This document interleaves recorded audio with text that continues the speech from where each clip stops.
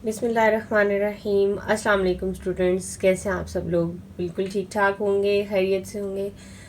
और चलते हैं आज के टॉपिक की तरफ स्टूडेंट्स। आज मैं second equation of motion derive करने वाली हूँ आपके सामने।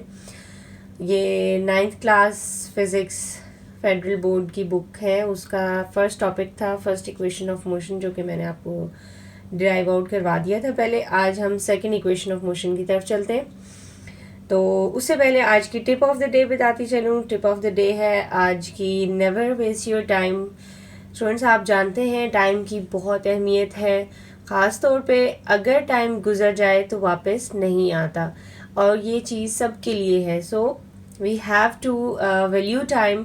अगर हम टाइम को वैल्यू करेंगे तो एक डेफिनेटली टाइम विल कम जब हम देखेंगे कि टाइम को अहमियत देने का हमें कितना बेनिफिट हुआ है। एक मिनट भी ज़ाया नहीं करना चाहिए, कभी भी फारिग ना बैठें, अपने आप को प्रोडक्टिव चीज़ों में यूटिलाइज करने की कोशिश किया करें। Well, let's start our topic. Second equation आज हमने ड्राइव करनी है, और ये मैंने स्पीड टाइम ग्राफ जो है वो ड्रॉ किया हुआ है ऑलरेडी। तो हम इसको देखते हैं और यहाँ से हम सेकंड इक्वेशन ऑफ मोशन कैसे ड्राइव करेंगे। हमने करना ये है इसमें कि हमने बेसिकली वी हैव सीन कि ये एक स्ट्रेट लाइन हमें नज़र आ रही है। ये स्ट्रेट लाइन शो करती है कि किसी चीज़ ने कुछ डिस्टेंस ट्रेवल किया है। अगर किसी भी ऑब्जेक्ट ने ये डिस्टेंस ट्रेवल किया है तो अकॉर्डिंग टू सेकेंड इक्वेशन हमें डिस्टेंस निकालना अगर हो, तो जब भी कोई कर्व होती है या कोई स्ट्रेट लाइन होती है तो उसके नीचे जितना एरिया आ रहा होता है वो हम निकाल लेते हैं, तो हमारे पास डिस्टेंस आ जाता है।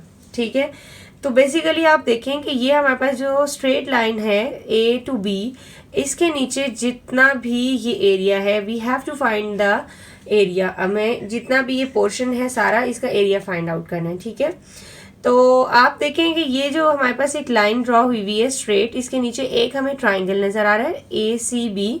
ठीक है, और एक हमें रेक्टेंगल नज़र आ रहा है ओ ए सी डी। ठीक हो गया, तो ये एक रेक्टेंगल है और ये एक ट्राइंगल है। हम इन दोनों का एरिया निकालेंगे तो हमारे पास पूरा डिस्टेंस आ जाएगा। ठीक हो गया, तो अब मैं यहाँ पर पहले इसका फार्मूला लिखती हूँ। ठीक है, आप क्या करेंगे, from the speed time graph, from the speed time graph, इस ग्राफ से हम पहले टोटल डिस्टेंस निकालेंगे। तो total distance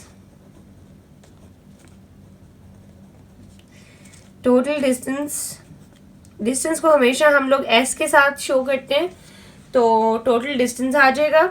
total distance is equal to area of rectangle O A C D plus area of triangle A B सी।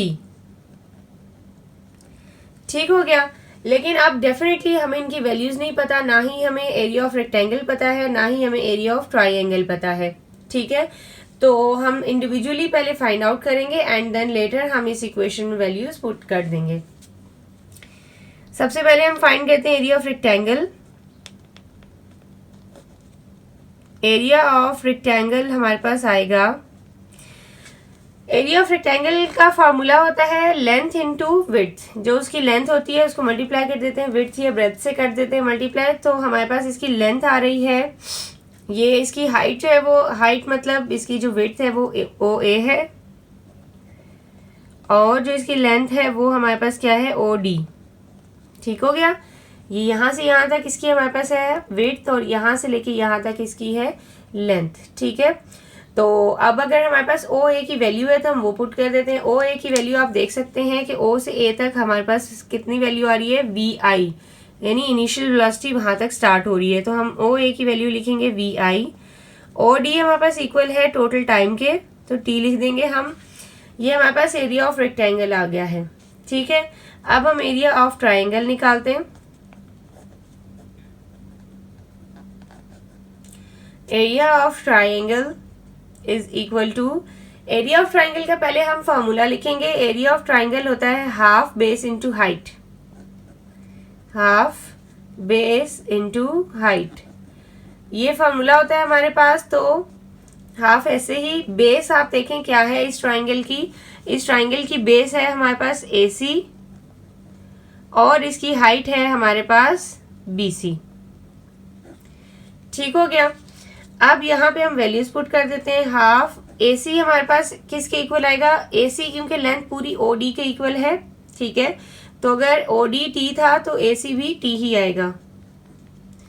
फिर BC की value हमारे पास क्या है, B और C। ये BC की वैल्यू हमने हमेशा जब भी कोई रेक्टेंगल होता है तो उसका ये जो परपेंडिकुलर साइड होती है वो हम कैसे निकालते हैं, वो हम इस तरह से निकालते हैं कि हम जो हाइपोटेन्यूज होता है according to the Pythagoras theorem हम निकालेंगे, तो वो A² प्लस T² हो जाना है। लेकिन डेफिनेटली वो हमारे पास जो है वैल्यूज हमने उसमें पुट करनी है, तो उसमें आंसर आएगा A और T, क्योंकि ये हमारे पास एक्सेलरेशन है इसकी, ठीक है, और ये हमारे पास इसकी जो बेस थी वो T गिवन है। तो हम इसकी जो परपेंडिकुलर वैल्यू है, क्योंकि उसमें हमारे पास आ रहा है गेन इन स्पीड आ रहा है, स्पीड इसमें कोई ना कोई गेन हो रही है, ठीक है, तो यहाँ पे हमारे पास आंसर आ जाएगा AT। तो BC की वैल्यू ये हमारे पास A है और ये जो हमारे पास बेस थी वो T वैल्यू है, तो हम AT लिख देंगे। ये BC की वैल्यू, इसको हम लिख देंगे AT।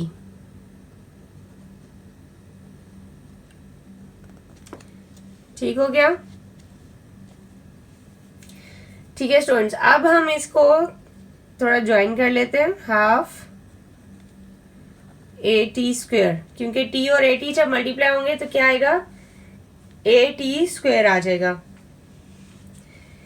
अब हम टोटल डिस्टेंस निकालते हैं।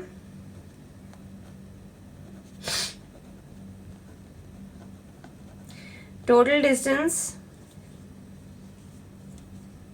S is equal to area of rectangle OACD plus area of triangle ABC। Area of rectangle की वैल्यू हमने निकाली है VIT और एरिया ऑफ ट्राइंगल की वैल्यू हमने निकाली है हाफ AT²। तो ये हमारे पास S था इस तरफ। फाइनली आपने जो सेकेंड इक्वेशन ऑफ मोशन है वो डिराइव आउट कर लिए, S is equal to VIT plus half AT²। ये है हमारी second equation of motion. I hope आप लोगों को ये अच्छे तरीके से समझ आ गई होगी।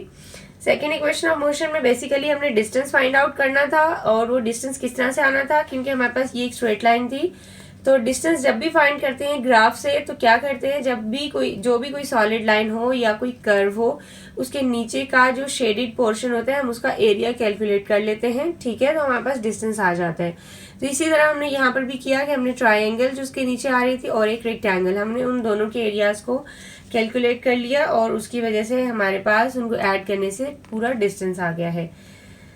आई होप ये आप लोगों को क्लियर हो गई होगी। मुझे अपने कमेंट्स से ज़रूर बताइएगा कि आप लोगों को ये इक्वेशन अच्छे तरीके से समझ आई है या नहीं।